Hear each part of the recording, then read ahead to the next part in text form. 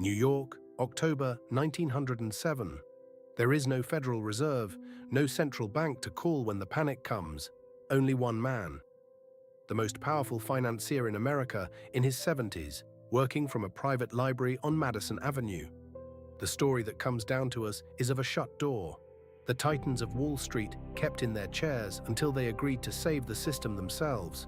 The truth is more tangled, but the power was real and the panic was coming. To understand that room, understand what America did not have. No central bank, no lender of last resort. When money ran short, there was no institution to open the vault. The nation's credit lived in private hands, in clearing houses and trust companies, in the nerve of a few men downtown. Prosperity balanced on confidence alone, and confidence that autumn was about to break. The trust companies were the new giants. Lightly regulated, they took deposits like banks, but chased far bolder risks. Fortunes poured in. So did speculation. Among the boldest stood the Knickerbocker Trust, its marble halls a monument to the age. Beneath the grandeur, the reserves were thin. One rumor, one withdrawal too many, and the whole structure could empty in an afternoon. Enter F. Augustus Heinz, a copper magnate from Montana who had fought the giants and won, arriving on Wall Street hungry for more. He gathered banks and brokerages around him, an empire built on nerve and borrowed trust. With his allies, he reached for a prize that would make him untouchable: control of a single copper stock, cornered, squeezed, and owned outright. The plan was a corner: buy up the shares of United Copper, force those who bet against it to pay any price to cover. If it worked, Heinz would own the market. It did not work. The shares he thought were scarce flooded back in. The squeeze collapsed within days, and the fall did not stop with Heinz. October the 16th. The corner collapses. United Copper crashes to a fraction of its peak, and the brokerage that financed the scheme goes down with it. Panic moves like water, always downhill, always seeking the next weak wall. Heinz's brokerage fails. Then eyes turn to his banks, the Mercantile National among them, and depositors begin to wonder whether their money is safe behind his name. Fear is contagious. A bank tied to Heinz is a bank to flee. Lines form, whispers spread from counter to counter down the length of Wall Street. The trouble was never really about copper. It was about trust, the invisible thread holding every deposit in place. Pull one loose, and the others begin to unravel, faster than any man can count. Sunday, October the 20th. The New York Clearing House, the private club of the city's banks, acts to contain the fire. It forces F. Augustus Heinz and his ally, Charles Morse, to resign from all their banking interests. Cut out the infection, they reason, and the panic dies with it. But fear had already jumped the fence. The next name was larger. Monday, October the 21st. Charles Barney, president of the Knickerbocker Trust, is forced to resign. His crime was association. His ties to Morse were enough. But the Knickerbocker was no small house tied to a fallen man. It held the savings of thousands. When word spread that its president was gone, those thousands reached the same decision at once: get the money out. Tuesday, October the 22nd. The doors of the Knickerbocker open to a crowd already frantic. Depositors press against the counters, demanding cash, clutching passbooks. The tellers pay and pay until there is nothing left to pay with. By afternoon, the great trust suspends operations. The marble halls fall silent, and every other trust in New York feels the ground shift beneath it. Now the panic has no leash. From the Knickerbocker, the fear spreads to the Trust Company of America, next in line, next to face the crowd. Men stand in the cold for hours to reach a window that may close before they do.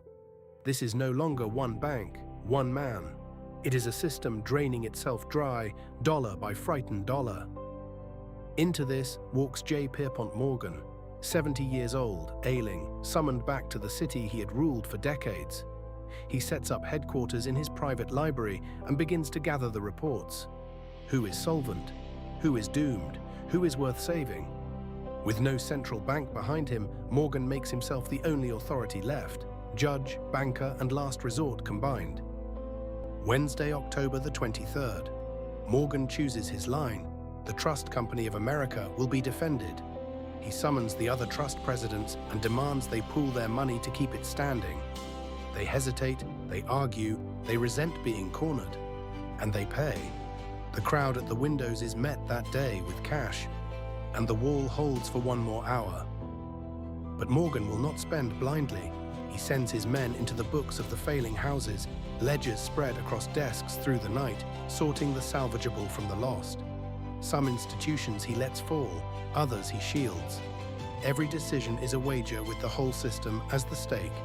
The panic is not fought with speeches, it is fought line by line.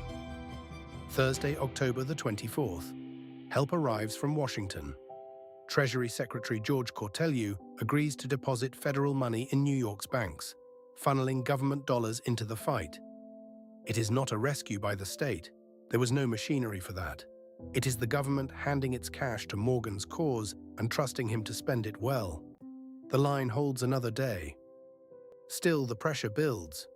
On the trading floor, brokers cannot borrow. Call money, the lifeblood of the exchange, has all but vanished. Without it, stocks cannot be bought or sold, and the market itself threatens to seize. Morgan gathers the bankers again.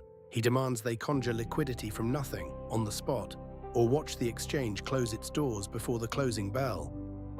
Friday, October the 25th. The exchange stands on the edge of collapse.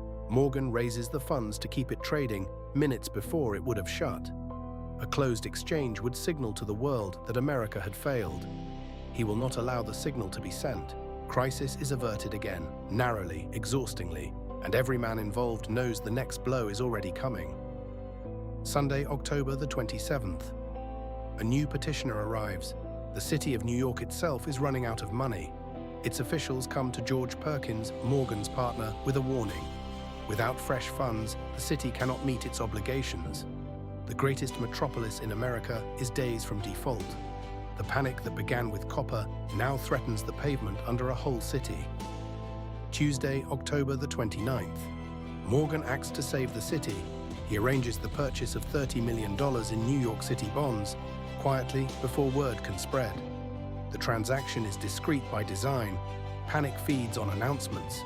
With a stroke of the pen, the city's bankruptcy is averted, and the public never feels how close it came to the edge. Saturday, November the 2nd.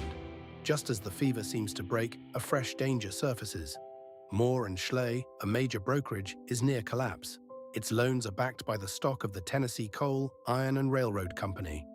If the firm goes down, that stock is dumped, prices crater, and the panic reignites. One more weak wall, and Morgan must decide again. That weekend, Morgan summons them all. The bank presidents to one room of his library, the trust presidents to another, the great financiers of the age gathered under one roof by a single ailing man. He has a solution in mind, but it will cost them, and they will resist. So he does what legend remembers best. He keeps them there, and he waits. Inside the library, the hours stretch toward dawn. Morgan sits with his cards, playing solitaire while the arguments rage around him, letting exhaustion do his work. The men are tired, frightened, unwilling. But there is nowhere to go and no other rescuer to call. The door, they understand, will not truly open until they agree. This is the price of having no central bank. Two plans move at once. The trust presidents must pledge a final pool to save their weakest brother, and U.S. Steel would step in to absorb the Tennessee Coal and Iron Company, taking the dangerous stock off the market and steadying Moore & Schley. Each depends on the other. Each depends on Morgan's will, and still the signatures do not come. At last they break. The trust presidents sign. The Steel deal is struck, its architects reportedly seeking Washington's blessing to proceed without fear of the antitrust law. Morgan has what he came for. The final wall is shored. As the sun rises over Madison Avenue, the men file out, drained and committed, and the panic of 1907 finally begins to recede. The market steadied, the system survived, held together by one man's nerve and one long night. But there was a cost. Charles Barney, forced from the Knickerbocker, took his own life. The lesson was plain. No nation should rest its fate on a single mortal. Within 6 years, the Federal Reserve was born. Next, an airline that turned oceans into afternoons. The ledger always balances, eventually.